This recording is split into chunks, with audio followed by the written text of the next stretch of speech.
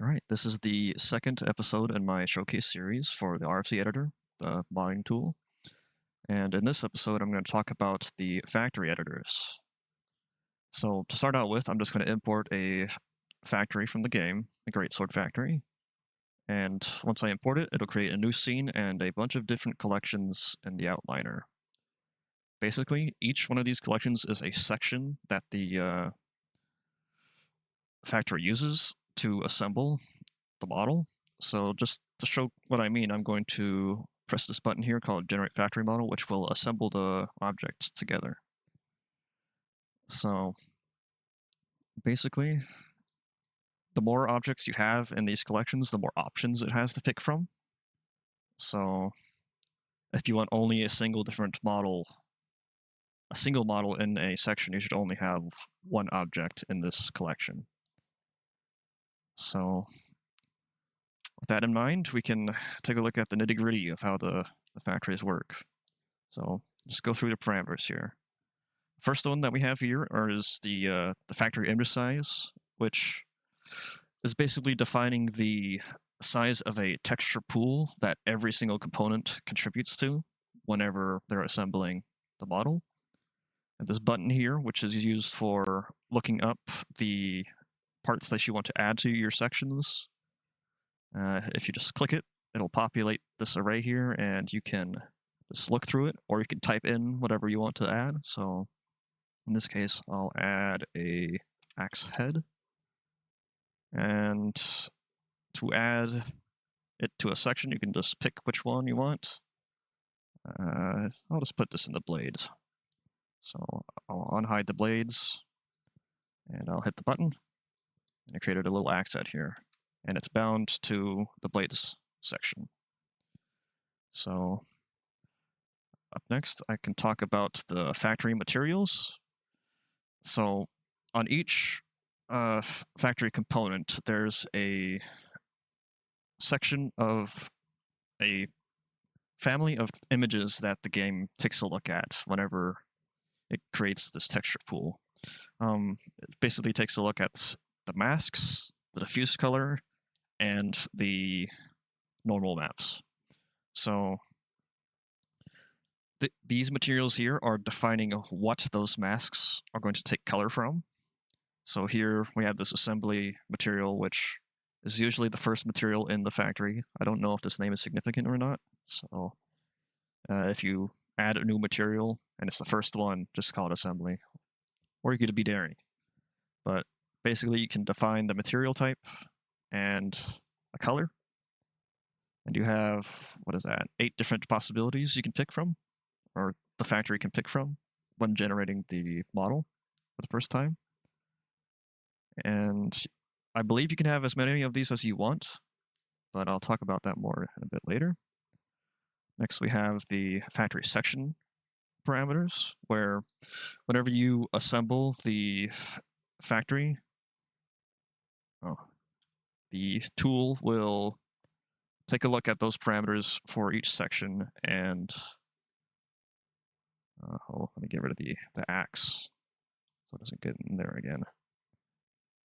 We'll basically take a look at these parameters and pose them together.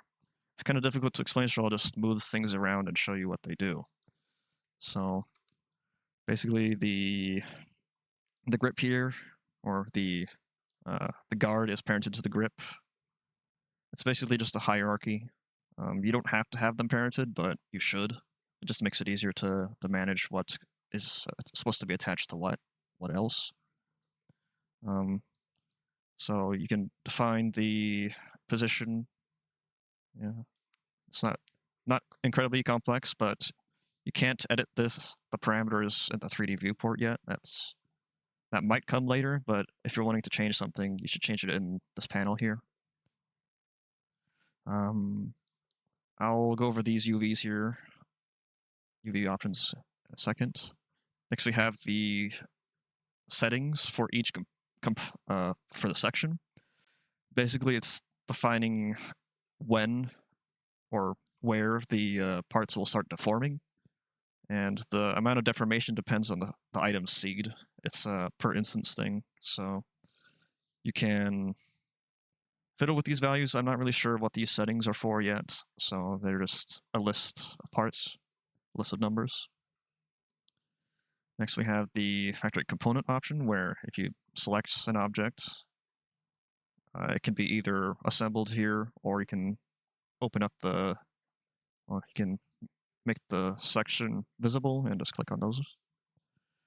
But if you look at this factory component section, you can see the name of the component and the materials that it's going to access, whatever it's assembled. So here it's set to have access the material index number 2, which is the grip material. So if you ever want to edit the materials that the component is accessing, it will access every single instance of this material. So basically, the if you're wanting to edit the grip on the components, it will also edit it on the scene. They're all bound to each other. So if you edit one, it'll edit it everywhere. So yeah, after that, we've got some unknown values. Don't really know what these are yet. And then you have some stats. I don't know exactly what each parameter is here, so it's just up to you to fiddle with it. As far as I can tell, it doesn't really change, but that could also just be the importer messing up right now. And then next we have the decal sections, which are like the ones out here in the outliner, but they don't have a model. They project texture onto the texture pool to edit, to influence or change how things look.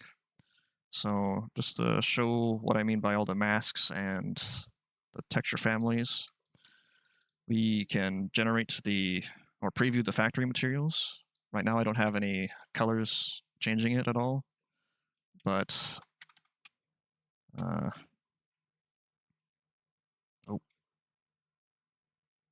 and I need to set this to components. I'll probably make a button for this later. Basically, each component here contributes to that computer texture, like I said before, and the position of these islands are defined in the section. That's what those UV vectors are.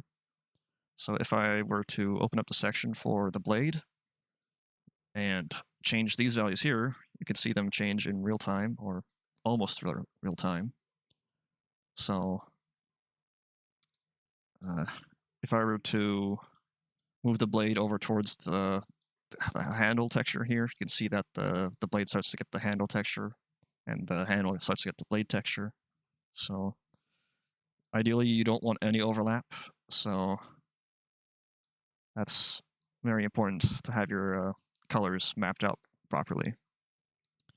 And the decals are just basically grabbed from component text.rpk and are just plopped onto this communal texture here. So this folder here, it doesn't have a model, but it just gets plopped onto the communal texture here. So I suppose that's just about it for the features here. Here's a couple pictures of what you can do with the decal section. Basically, as long as there's a mask, diffuse, and normal maps in the component text, and they're all named with the same